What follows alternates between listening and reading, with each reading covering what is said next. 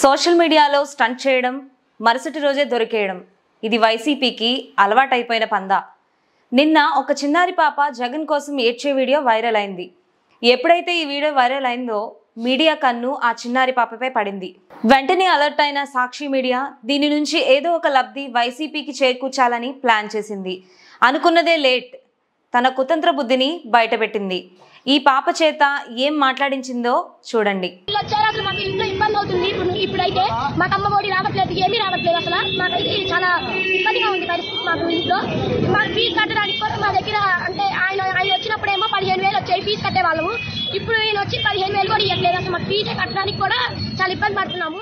Scene cut చేస్తే ఈ పాప చదువుతున్న స్కూలు విజయవాడలో టాప్ 10లో ఒకటైన రవీంద్ర భారతి. 8th క్లాస్ రవీంద్ర భారతిలో చదువుతున్నా. అందులో ఒక సంవత్సరపు ఫీజు 40,000. ఇది కేవలం ఫీజు మాత్రమే సుమా.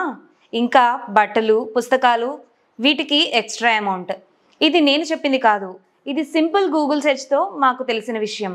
అయితే జగన్ ప్రభుత్వంలో సంవత్సరానికి 15,000 మాత్రమే అమ్మఒడి వచ్చేది. అయితే సంవత్సరానికి 40,000 ఫీజున్న స్కూల్లో చదువుతున్న ఈ అమ్మాయికి అమ్మఒడి ద్వారా వచ్చే 15,000 రాకపోవడంతో ఫీజు కట్టలేకపోతున్నామనే అబద్ధం చెప్పించారు సాక్షి మీడియా ప్రతినిధులు.